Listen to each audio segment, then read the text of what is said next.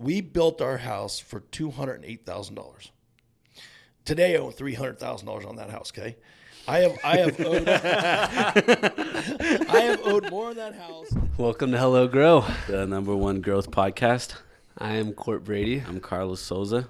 and today we have Dave Nicholson on the show with us. Good to be here. Thanks for being on, Dave. You have the shortest LinkedIn resume of any of our guests that we've currently had up to this point, and one of the most impressive resumes. So you started a company 2 years before I was born and 10 years before Carlos was born.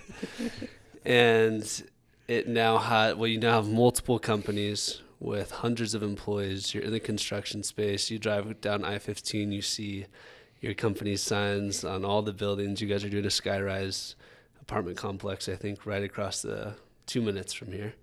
I'm almost taking a picture of that so many times inside the door, but I would drive past it every day and think about you. You've been a great mentor to me. You've seen me cry on multiple occasions, and I think I've seen you cry at least on one occasion as we've talked about some of the difficulties of growing a business and being a dad and a husband and a human having a very mortal experience. And so I've appreciated your wisdom, the things you shared, and the things that you've helped me identify in my life. You have a beautiful wife, Jill, and you only work 1 day a week, from what I know, from what I see. So you have this massive company. Today we're going to talk about your journey, your time at Utah State. It looks like you may have dropped out of Utah State to start your company. We're going to talk about that decision, how you built up your different companies. 35 years and 40 minutes, we're just going to hit some of the high spots and some of the low spots. And then we're going to talk specifically about those things that you've employed, those principles that have allowed you to build a team and teams of teams that allows you to just be the coach of these guys. And then you hired a coach, so now you're the person that just has the coaches on your payroll now. So maybe just to start off, how have you had the faith to stick it out this long? Like most people jump and jump and jump from thing to thing to thing. Like, let's just start with that, and then we'll start all the way back at the beginning, how you started Nicholson Construction. But through the last 35 years, what is it that's made you stick it out so long in all the hard times? You know, it's interesting. So my son Cole, and I guess is the best way to answer this to start off with, is he didn't start off with how did I become successful, like you said, or stick it out. His first question is how did you get into the business?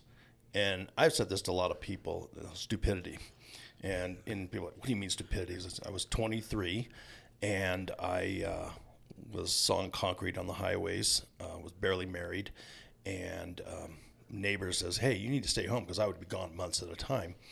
And he said, I'm starting this new business. And I said, well, I'll be your partner. Not knowing what I was about to get into for the next 35 years. And so I candidly say stupidity, right? Because I did not have a business plan. I did not have an idea. It was literally not what I was looking to do. It was just somewhere, the next stepping stone to something. And so then to answer your question was, what made me stick it out? And Cole asked the question, okay, Dad, well, how come you're successful? And my answer was stupidity. And the reality was there was many times along the way that I was basically bankrupt. And I'm never bankrupt, but I was so, no money in that I didn't realize I was broke. And we'll get to some questions because I know you're going to ask me a certain question that I'll answer later, but that was really it. So it's the ability to stick with it. And I would say, and I'm not saying I didn't know, right? But for somehow I just kept going at it. And I guess a true success is because I had an interview with a guy today, and he asked me kind of a similar question. I guess the truth was I always believed I could sell my way out of anything. So as long as you have a job or something to do, and then you can manage the profitability. But I always felt like, hey, I can go sell myself. I love that answer. You always knew you could sell, and then that solves a lot of problems. If you can't do that, you have a lot of problems. Yeah, some people don't. They build all the systems, but they don't know how to sell. Tell me about your first customers. Oh, wow. So the first customer. So mindful that the company we started, we were an exterior company. And back then we were just what we call EFIS, exterior installation and finish systems. And I literally went to a training on how to do it. Had no idea, and got certified. Bob and me bid this first house, and this house probably took us 3 weeks to do. And a team of 4 of my guys would do it in about 3 days now, and literally just figured out how to assemble, put the foam on, put the base and mesh on, trims on, put the finish on, and how to use a hawk and trowel. Never had in my life. Okay, so how'd you get your first customer? I think Bob got that customer because he had an insulation company up there, and this was in Utah State, obviously in Logan, and I was going to school at the same time, so I hadn't dropped out yet, and started the company before that, and then having contractors. So I guess my first customer, not really Bob, is we would come from Logan and drive down to Orem, where my wife's parents lived, and we would drive around, and my first customer was Jimmy Zufelt. How do you still remember his name? Because there's a lot of reasons why. Jimmy's probably the largest bankruptcy in Utah history. So, but he was a good friend. He became a good friend. And when I was doing residential, and that's what I started, was residential, knocked on the house and asked who's the contractor, and saw that it needed an exterior, and said, hey, we do synthetic stucco. I didn't even do stucco back then. I just did EFIS, so just over foam, lightweight systems. And he gave him a bid, and he gave me a number.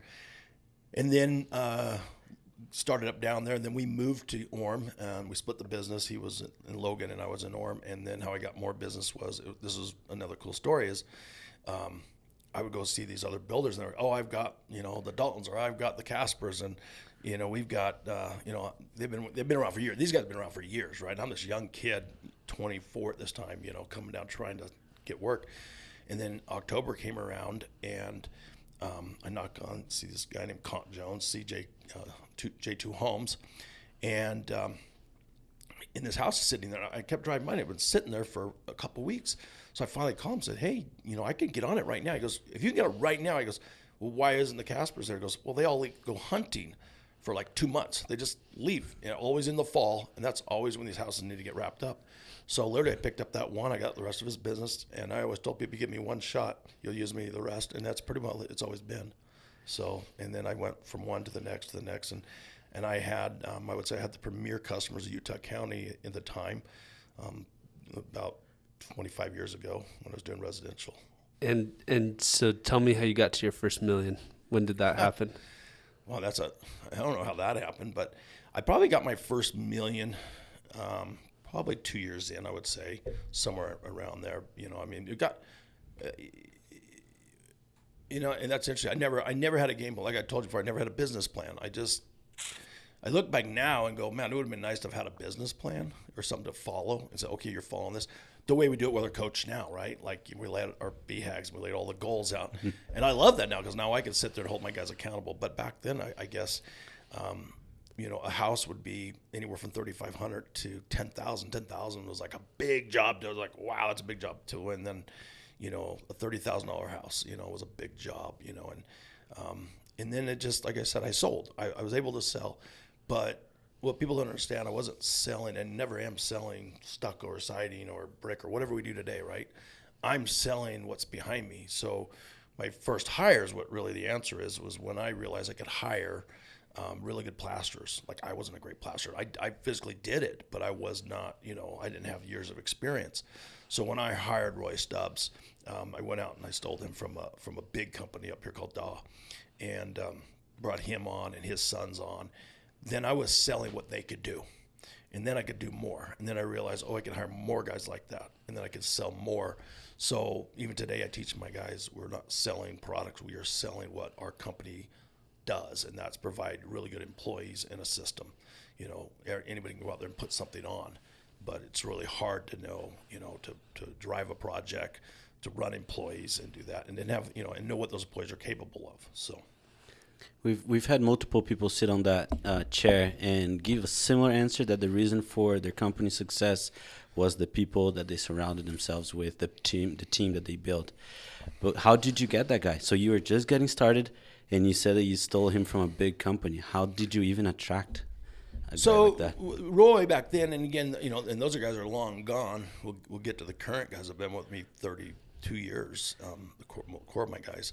But back then, Plaster was a small world, and you get one guy who goes, oh, I know this guy, and get him to do side work or something, and eventually you offer him a pretty good job, and back then, a good paying job was only about $13 an hour, so, so it hasn't really come that far either. I mean, in the 20s, I just kind of looked at job sites, would drive up and ask guys, hey, I need some guys, and they lived close by, so that kind of helped. But I would, to answer really the question is you said a lot of people say that about their employees, and we can spend all day on my employees because I love my employees. But what I learned early was the guys do not like, when they're on the wall, they don't want to have somebody that doesn't work as hard as them next to them. So you allow them to do the hiring. Or if we were to put somebody out there, they would quickly get rid of that person. So everybody has to pull their weight. And so you allow your employees to, and when they know that, that you support that, that was key. It was literally, I know the name of one guy at the top of my head right now because we talk about it a lot. We go back and talk about things in the past. So I think there's a famous quote that says the easiest way to lose an A player is to tolerate a C player. Kind of what you're saying, that if people are not pulling their weight, you're going to lose the good guys. And I totally agree with that. Other than, as Court said, our coach just believes in it's well worth spending money for an A player. I brought a lot of C players up to A players. And so I don't disregard them as bad, but you're right. Sometimes C players are cancer, and you have to learn which ones. But I have built my whole company on bringing people from the ground up, from laborers up. And Juan Landeros, who's the president of the company today, when he started with me, was a laborer. First time I met him, he was pushing a wheelbarrow with mud all in it, plaster. Hit a curb, went over, and didn't say a very good word. And I'm like, I think that's a bad word. And I don't speak Spanish at all. And I have roughly 210 Spanish employees. So we'll get that out of the way real quick. But he went from that to running the whole operation today. And I've had many stories like that, guys like that I've helped them along the way. I have so many questions about that, though.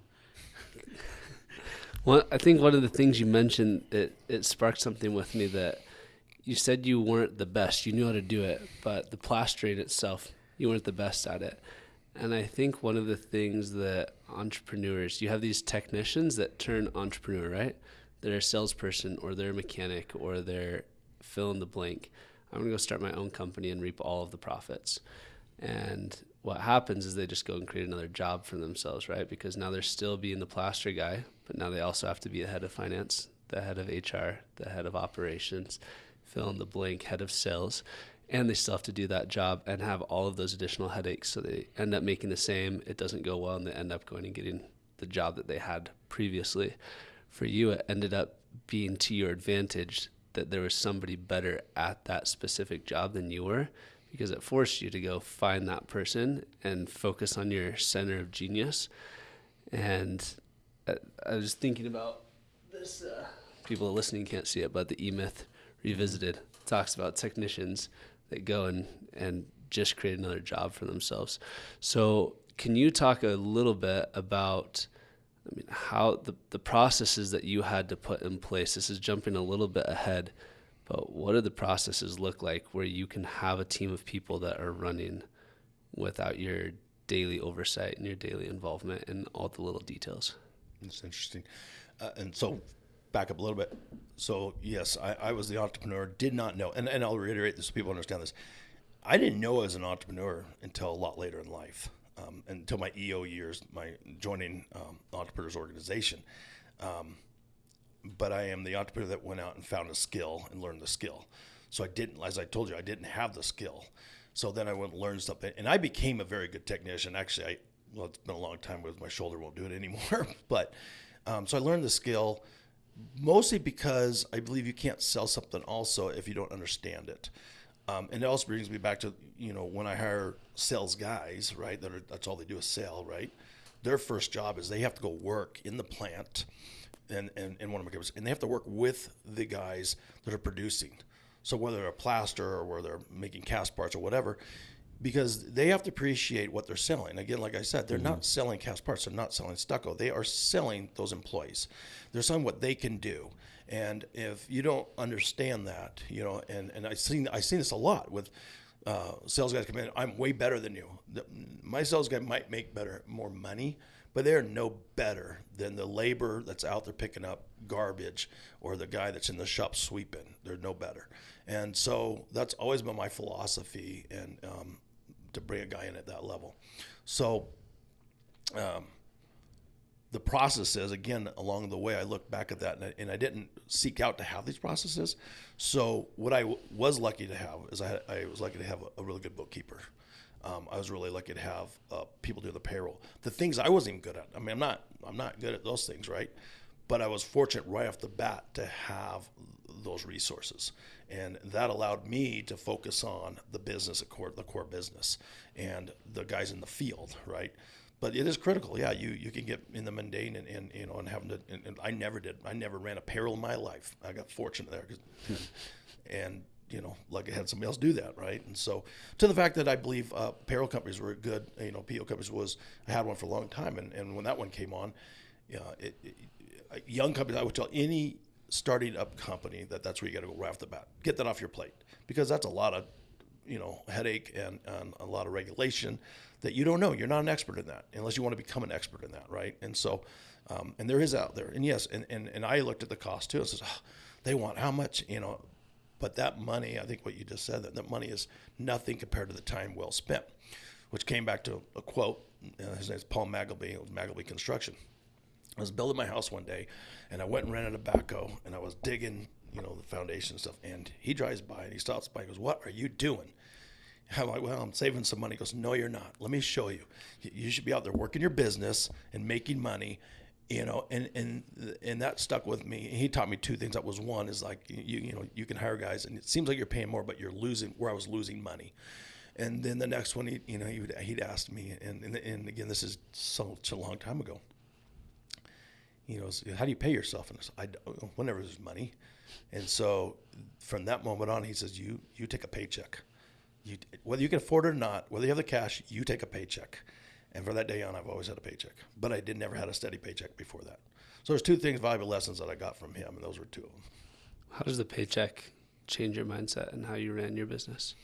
Because the key thing we told me is are you running a business or are you just here, right? It's like, so are you worth anything? Was I worth anything, right? I'm not worth the scraps that are left over. It's like, no, you have to treat it like a business. And so, there's my wages and everything, right? And then there's a P&L, right? And then there's profits and all that. But if I'm not in that, my wages isn't in that, then is it a true P&L statement, right? Is it real? And so it was just one of those things, like, because, you would be like, I guess I was whining about money. I can't remember, but it's just like, take a paycheck. Well, I can't. We barely making payroll. Pay yourself. Always pay yourself. So, and I've taught that to a lot of young kids too. Say the same thing. It says when you build your business plan, make sure you got yourself in there. What was your biggest challenge getting from $1 million to 10? I don't know if we need to edit this out, we can, but your payroll now exceeds 10 million. So your revenue hopefully exceeds 10 million. The biggest hurdle from 1 to 10 million in revenue. So I don't know exactly when it was 1 to 10. What I can tell you is that I've had probably 3 or 4, probably 4. I'm probably in the 4th now. It's a little bit easier to handle it now when you have cash. Growth is really what your question is. Growth.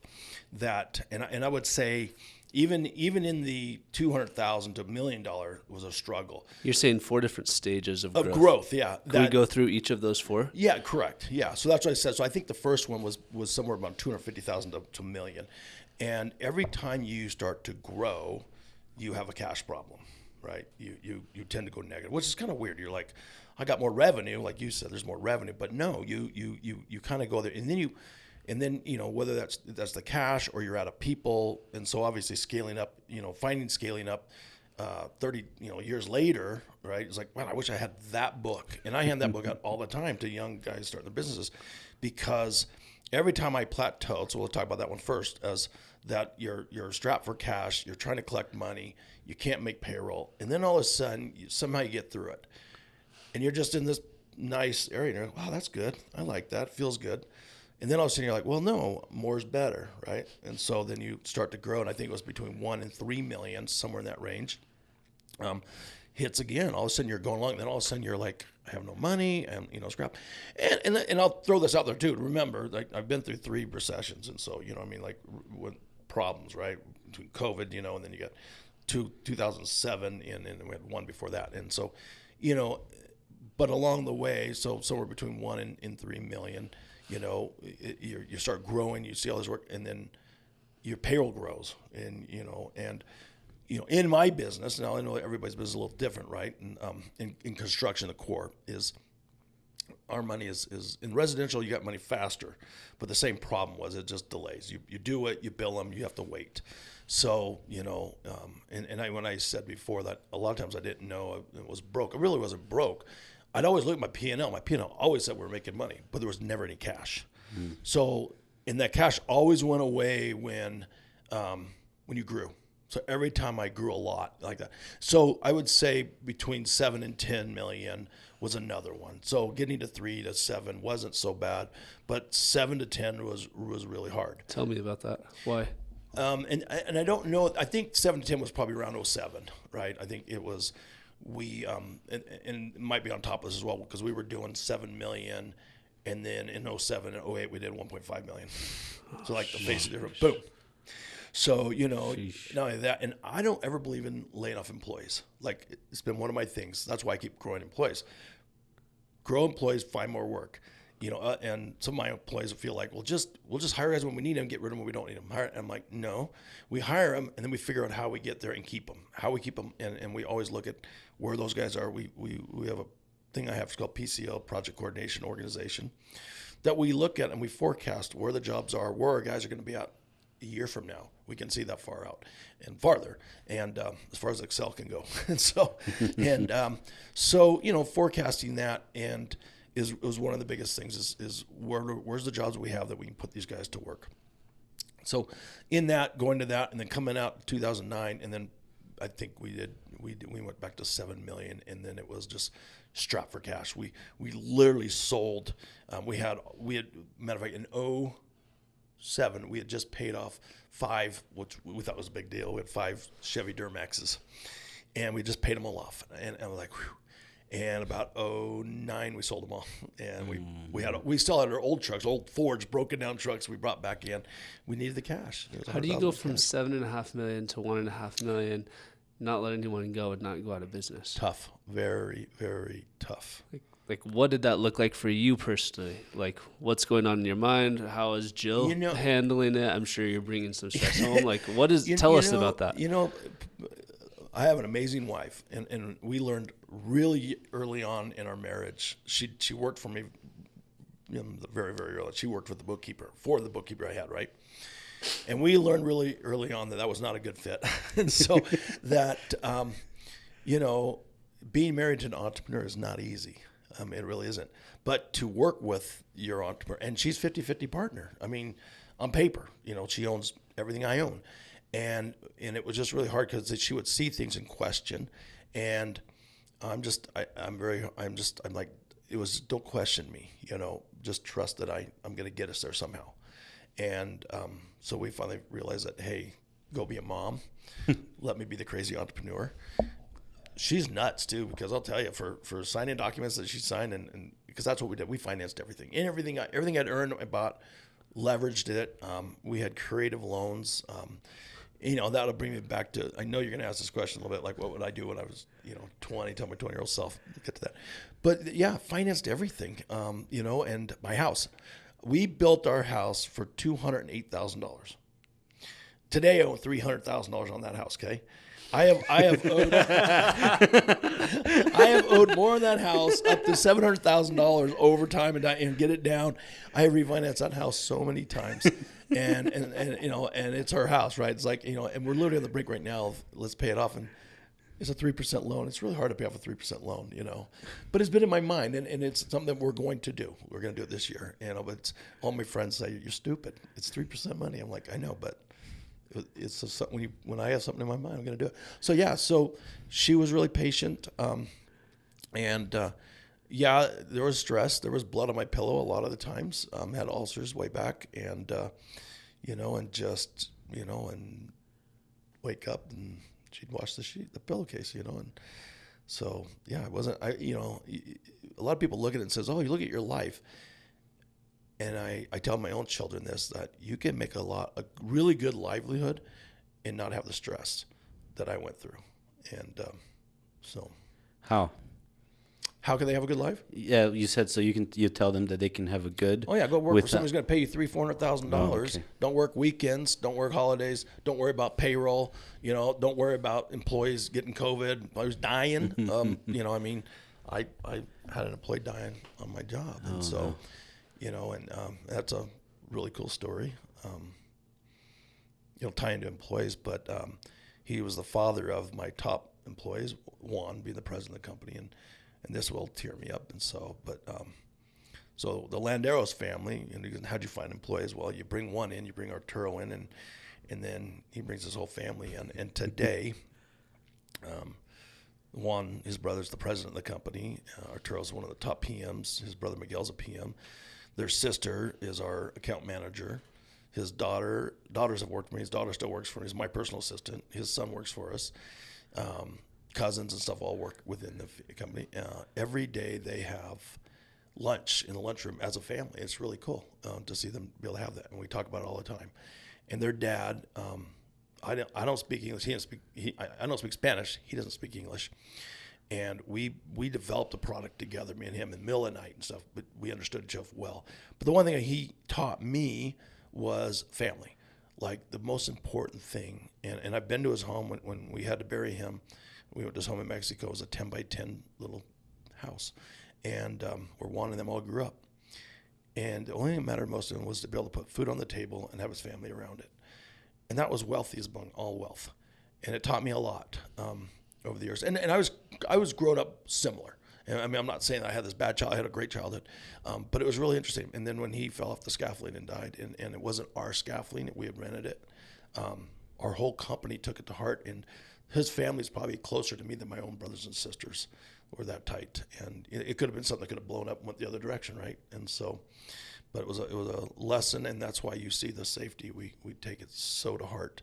And our scaffold erector, he did not do that job because we were growing, so we were renting and having other people do stuff. He made the personal statement that nobody will ever get hurt on one of our jobs, So we took it really to heart.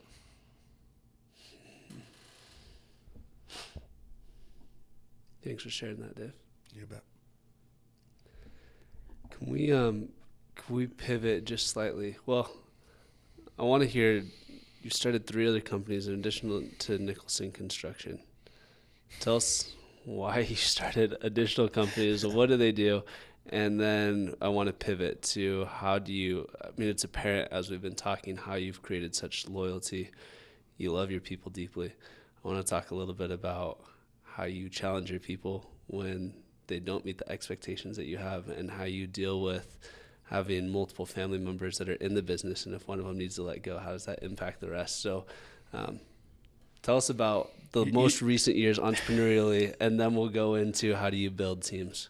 Okay. You threw a lot of questions out there, by the way, Court. I was going, how do I keep up with it? So let's go with kind of the first one you started with is the multiple companies, right? And not just multiple companies. I had the problem of squirrel, shiny bubble, follow that. The president of the Entrepreneurs Organization. 100%, fortunately, by the time I took that role on, I was a little bit more focused. But I, as I told you before, when I started the company with Bob, it was never the end. It was just a means to something else. I just didn't know what something else was. And so it was like, okay, I'll just do this, and whatever comes along, we'll do the next thing, right? The problem is I did things, network marketing companies along the way, along as I was growing this company, right? I dabbled in this and dabbled in that and dabbled. I lost all my money in other companies. So it's like the old story, the farmer finds out uranium on his property, right? They ask him, well, what are you going to do with all your money? He goes, I'm going to keep farming until it's all gone. I basically, had a construction company that I would spend on other companies that would just lose all their money. So one day finally, Would you have more or less money today if you had only just I would kept have a your- lot more money today. if you just kept it all in Nicholson Construction? If I would have known, there's a good question. If I would have known what I know today, when I was that age, I would have stayed focused, knowing that I was really good at what I do. So, roughly just before I joined EO, and that was like 15 years ago, my banker, which is Craig Forsythe, great man. One day, and it was interesting. I had to go meet in his office, and his office was downstairs in the bank.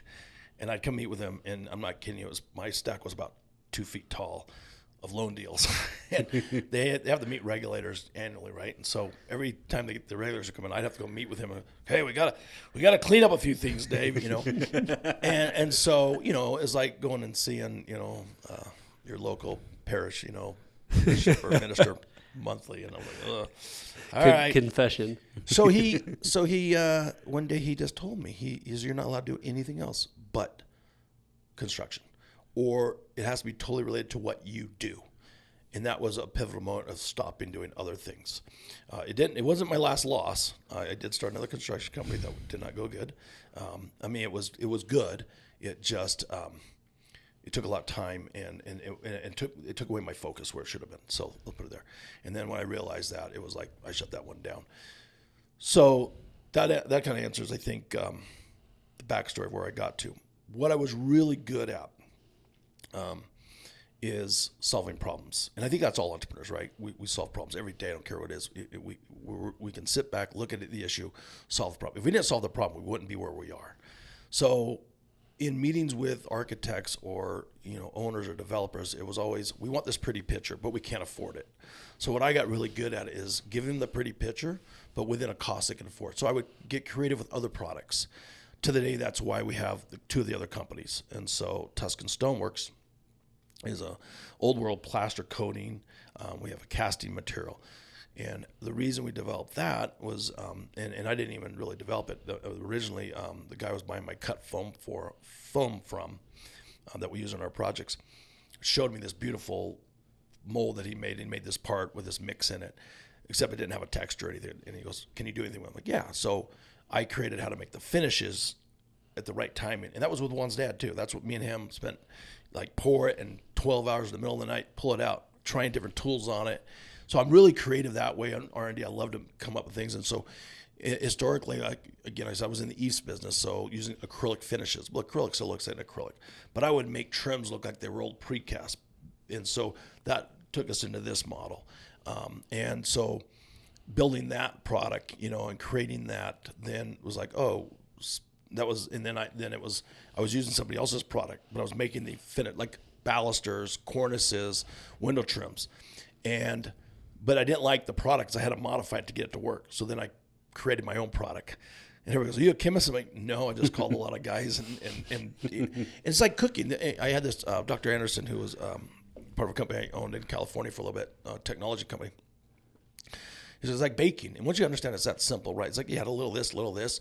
What is the result you want? And if you don't get the result you want, you add a little more of this or you add a little more of that. And I do that a lot today. And that's like I develop new products. I've got some really good stuff rolling out right now that I'm so excited for. And one of them, it took a new mix design to make it work. So solving problems is the background.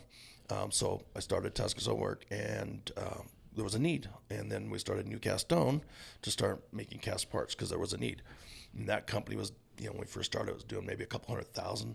They did $5 million last year. And both those two companies, the problem was NICOLSON was still my core company, right? That's the baby. That's where you make your livelihood, right? That's where you're going to live. Your paycheck comes from there. 4 years ago, I think it's been, I hired Rob Monson to be a business coach for them because I realized I didn't have the time. I was coaching NICOLSON. And literally, I've had multiple coaches come in and interview me to see if they would coach for me. And they all would say, "You're the coach, aren't you?" I'm like, "Yeah." But I didn't have time to coach them. And so I brought Rob in, and Rob, and I gave them the skills to sell or whatever, right? But to be accountable. And Rob's done a phenomenal job with them. And into it, 2 years, they went from losing $500,000 to netting $1 million, to more today. And so, and with a BHAG that's way out there that they can do. So that's takes us to those companies. And then Craig Forsythe focusing, coming back to like, if you're going to do something, put your time into it and be right here. Then also hiring the right guy to help you teach your guys, give them the skills they need. So I think that answers how I got there with those companies. And now, yeah, so it does. Thank you. I want to ask specifically, how do you go about creating loyalty in your people? Loyalty is a two-way street.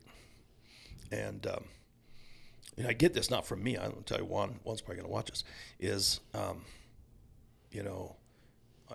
he would say, I'm as loyal to him as he is to me, and so I have employees, like I said, he's been with 32 years. Jesus Ortega, general superintendent for me, he's been with me. He was 16 years old when I hired him away from my father's farm. My father-in-law's farm was farming fruit, and lived in the barn, and hired him and his brothers away one day for my father-in-law. And he's with me today, and and they're just, I guess I would say all of this I would tell you, I didn't outright knowingly know. I mean, there's things along the way. I remember my dad talking about, and I was young, I was probably 18 or so, and about a business owner in California that they were talking about his employees and why he was so successful. And he always said it was because it was his employees. And maybe that seed stuck with me. Or it was probably my dad. My dad, always treated his employees honorably and just fair, to the fault that my dad would lose money before, he would ever take advantage of somebody. And it's my motto today that I tell my employees that we'll lose money before we lose face. So I don't care if we lose money on a job. We'll always do the job. We'll complete the job. We won't walk away at my expense. I don't care. And that rolls to the employees the same way. And it's interesting. You also asked about, well, what happens when there's family dynamics? That's tougher on them than me, because I don't like to fire people, so I always make somebody else do it. So I've only had to fire a couple of people personally in my life, and it was tough. But in the end, it was the right decision. You know what I mean? And I probably wait too long. I said before, I'm the benefit of giving everybody a chance, and that's why I think I have a lot of loyalty. And again, when you can help those, I was saying today to this new guy I'm looking at hiring, that people ask me, well, what charity do you give money to? And I said, I give it to NICOLSON Construction, because we really do help our own. And my dad one day told me, he says, your greatest feat in life was employing those employees, all those families that you support. And that was back when I had like 50 employees, and I thought, oh, I never thought about it that way. But, it's not just 50 men and women you're taking care of, but their families or kids. And when you add that number up, it's a big number. Because they all have families, and most of these guys started me without families. I watched them get married, I watched them have kids, I watched them have grandkids now, including myself, and so, it's something I grew up from my dad. I would say the start was watching how my dad was is a big part of who I am. Dave, you said that you would lose money before you lose face. Is that what you said? Mm-hmm. What a great quote. How do you see that? Well, I guess that's one way. That's a practical way that you invest in your people, that you're loyal to them. What are some other practical things that you do to gain people's loyalty? I don't know. There's another quote I use all the time, but I don't know if it's called practical. But I can't be everywhere, right? And so I need my people to understand that they can make decisions. And so I always say the worst decision is no decision at all. So there's multiple ways to get to the same place. So I'd always tell them, just make a decision, and we can talk about it later, right? Like maybe my decision would have helped them better, but it's faster if they make the decision, right? And the second one was buy what you need. Like, I can't go buy that. I can't go. No, if you need it, go buy it. We'll invest. So we've invested in equipment a lot in our company, and when I say a lot, I mean a lot. I don't realize how much I own until I drive around the yard in the trucks and and equipment. I'm probably the largest scaffold owner in the state, but that's, you have to have the tools you need. Your employees need the tools that they need to do their job. So I think when they understand that they have that ability to go get what they need, and they're not going to get chastised. And I'm not a believer in, tearing somebody down.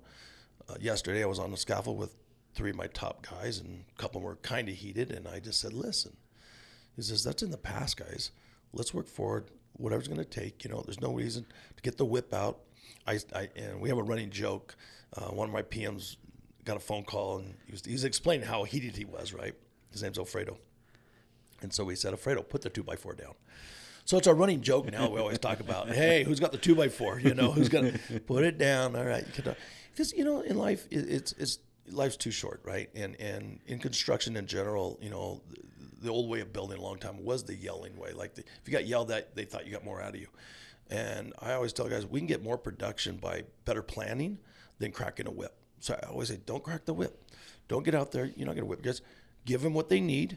Make sure the jobs are ready, and you'll get better production. If they got work in front of them, you get better production. And so, you know, I think that's a big key that, you know, I've seen over the last quite a few years that I've been working on it. I love that. There's a famous saying, take care of your people and your people take care of your business. What are some ways that you have seen that happen? How many ways I've taken care of them, they take care of the business? Well, let's just tell you one. Landeros shows up at the office at 7 every morning, doesn't leave till 5:30 every single day. Sits in his desk, doesn't move. He bid $140 million worth of work last year, you know. And, you know, and my biggest, right now, we're working over 3 years now. It was 2 years, now it's 3 years, to build an estimating team for him to build it. And so finally I feel like he's got the right direction. He's got a young guy. We brought a young superintendent in. And so I guess giving them, I'm going to go to Juan, and even before Juan, it's been every employee I had before that too, is give them what they need to be successful. You know, so I would look at them and say, well, what is he missing? What does he need? Bigger screen monitors, whatever. You know, I mean, just if you're in the field, the right tools, but give them what they need. Like, yeah, you know, if you don't, and be okay with failure, I guess, I mean, I've failed a lot. Like, you know, I joke that, yeah, I didn't graduate from Utah State, did 6 years of college, but I got probably 6 doctorates on my wall, you know, from lessons learned, like hard lessons learned. And I don't, you know, full PhDs, you know, and so, and people that know me will tell you, yeah, you know, and so and a lot of those are PhDs earned by my employees, you know, I'm not going to leave names out, but I mean, there's just been problems that have happened that I just say, what'd you learn? And I guess that's on Mondays. So Court says I only work on Mondays. It's the running joke. That's literally the day I do go to the office and I meet with the teams. But I always ask people the question, what'd you learn today? And that's one of our core values. So learning is one of our core values. And if you're not learning, you're teaching. It ties together. So we always talk about, you know, if you didn't learn something, what did you teach somebody? You know, so that's key. And I think that as you do that, you elevate people, right? You elevate them to become better, you know, by helping them. And so in our company, if you want to make more money, you don't come and whine for 25 cents. You look, how do I get to the next position? Great. Here it is. If you can learn that, you get $2-3 raise, you know, and it's right out there for all from labor on up. You could be hired a laborer tomorrow. You could be a $3 raise tomorrow. If you want to be apprentice, you know, the next day, buy the tools, do this, and then get hooked up with a journeyman. And you're all of a sudden going to $3 raise. That's a big raise for some guys. Mm-hmm. So, Dave, I want somebody to walk away from listening to this podcast knowing exactly what they need to do to go and do in their realm what you're doing in your realm. And a lot of what you've been able to accomplish, you've given the credit to the employees, is that you hired phenomenal people, which that might be part of it, but you also said that you've raised a lot of C players to A players. So did you just hire the right people, or do you just manage people really well, or do you, like, what is the secret sauce around getting people to do what you would like them to do when you're not there? When you're only there one day a week and then motorcycling the other 6. Yeah, I wish that was only true. You know, I wish you had my executive team here and you asked them that question, you know, and says, why are you loyal to Dave? Why is this company successful? Because I do this on Mondays. We, you know, in EO, you do icebreakers, right? So our meeting starts off for about an hour and a half we don't talk about business. We talk about you personally. How's your emotions, your feelings? We talk about your kids, your family, your life, things that we can interconnect. And it's been, and you know, I've only started that last few years, but that's probably something I would have started a long time ago. That connection, because we were already kind of connected, right? But they're now doing it outside with the other employees, and that's what I want to teach is that connection. So I think I've had that connection all along with my employees. But I also felt like for years I was a firefighter. You show up to work, and whatever fire was, you put it out, right? It's just like it's all you did. better wildlife management or wildfire management is to manage, mitigate it before it happens. And so I think that's what we do now is we really work on, people, and as I told you before, I don't sell products, I sell what my people can do, right? And so the better your people are, and when I say that, not just at work, remember, they have fit kids, families, wives, they have issues going at home. A while back, we had 2 employees get in a fight, and we have a no tolerance. And so we brought him in here, and we felt really bad. And I asked him a question. I says, well, what's his wife's name? I don't know. What's his wife? I don't know. How long have you two been working together? 5 years. Do you guys drive in the same truck? Yeah. Do you talk to each other? No. I said, get out of here. You come back here in an hour, and I want you both to tell me about each other's families. That's all I care. And then you go back to work. And they're 2 of the greatest employees today. And literally, and that's how I handle it in front of a whole executive team. We were in the middle of this meeting, and they have to come in, right? And they're just like, what just happened? Like, they're like, who are you going to fire? I'm like, I'm not going to fire anybody. Ask the questions. What's going on? Someone's bugging him for sure. You know what I mean? And so, I guess, Court, I don't know how to answer it, honestly. It's just, you just got to care, I guess, care about them. And in turn, I will tell you, any one of my employees would do anything for me. And and it comes across, that's how I feel. I think we've attempted to make the world such a simple place that just set one goal, just decrease your focus to one thing. And I think that we've lost a little bit of the beauty of the and, to care deeply and challenge directly, to care about profits and to care about our people and to care about their families and to care about costs and care about quality workmanship. And it seems like you've been able to use the and to accomplish amazing things by caring about your people and your profits and the workmanship, all of that at once. I mean, those issues come up every day, right? Like one day, I was on a job yesterday, our quality wasn't quite there. I had to literally sit there in front of the owner and tell him I'm embarrassed, and nobody's fault but Dave Nicholson. And when I say Dave Nicholson, I mean Dave Nicholson, not my employees, nobody else. And I said, but I'll make it right. And it's not what we normally do. The beauty is I was on backup. So I got a phone call a couple days ago. Hey, we need you over here. We're having some problems and that. 5 minutes later, same GC company, but another guy calls me up and tells me how amazing we are. Jobs are about the same size. Big projects downtown. And I'm just go, you know what? That has made my day, and it was awesome. It was just cool, because that is the core of what normally, like, there's a lot of jobs I never hear about my jobs other than on Mondays when we say, where's that job? I don't even know where they are. I get involved more when my employees need to be supported when they're working with other superintendents on the jobs, and they just, hey, can you just come? And I'm like, yeah. And I just come explain how our system works, and that's, that's when they need that help. But yeah, quality issues come up, and again, we address it, but don't get mad.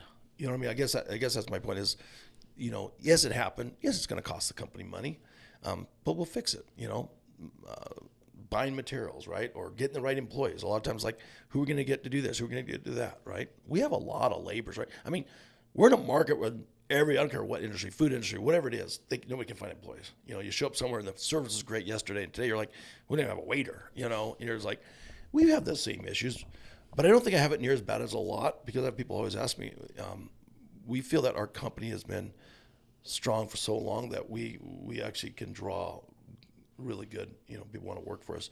And the point that when we hire somebody on, we don't want to hire short term. We want to create a job. So back to that, starting the company, 1 million, 2 million, 7 million, this year we'll be somewhere pushing 30, the BHAG's 50 million people. Well, why? You want all that money? I says, no, it isn't about the money.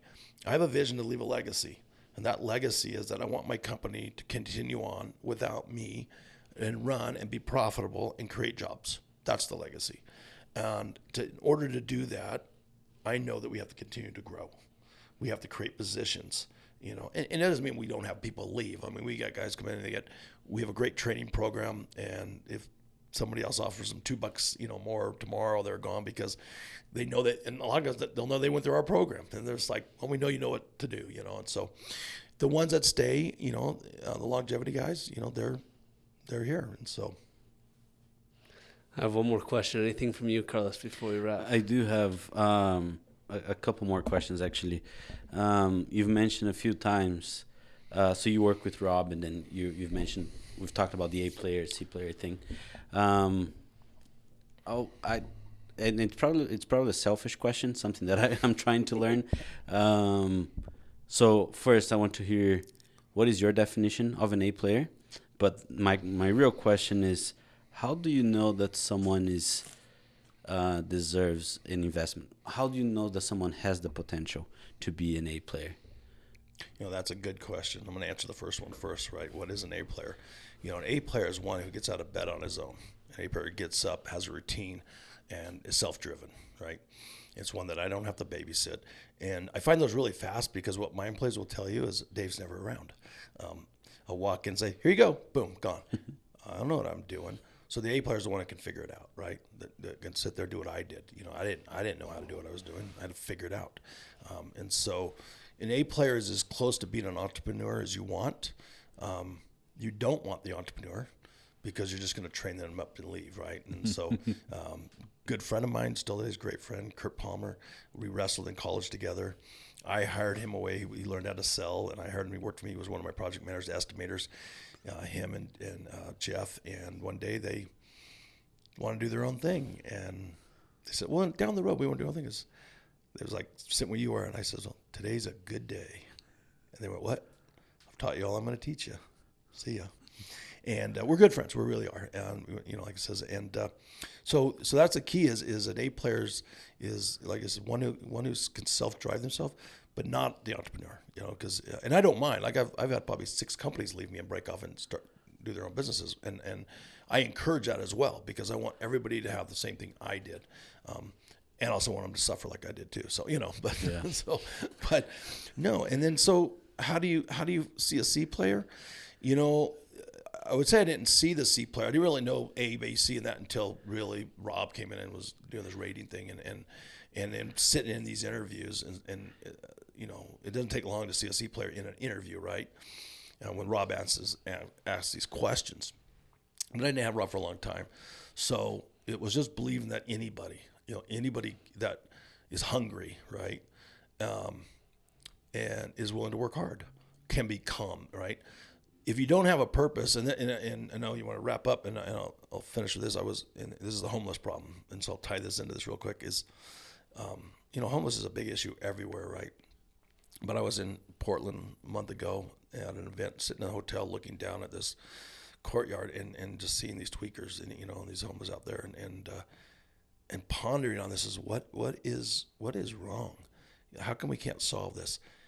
And my pondering came to one thing, that they've lost their purpose. And I think if you find people that have a purpose, then they can become A players. But if they don't have a purpose, if they just mundane that, and there is those there's B players even that just they're okay with being B, and there's nothing wrong with that if you have a position that suits them, right? An A player is one who when you meet with guys, says, I want to be here. You're like, all right, show me how we're going to do it, and they're going to take you along the way. But yeah, so I think it's just time with a C player, because even a C player may not have the education, may not have the ability yet, but all you have to do is see that glimmer of purpose, and a lot of times that's what I ask. What do you want? Where do you want to go? What kind of home do you want? Well, I'm never going to have a house. It's, well, tell me, what do you dream? What's your dreams? And that's how you kind of listen. And I think EO realistically taught me that. And those that on this don't understand what EO is. It's a group of organization of entrepreneurs that meet. But we teach and we help people learn how to coach people. I've actually coached court before, and it's called active listening.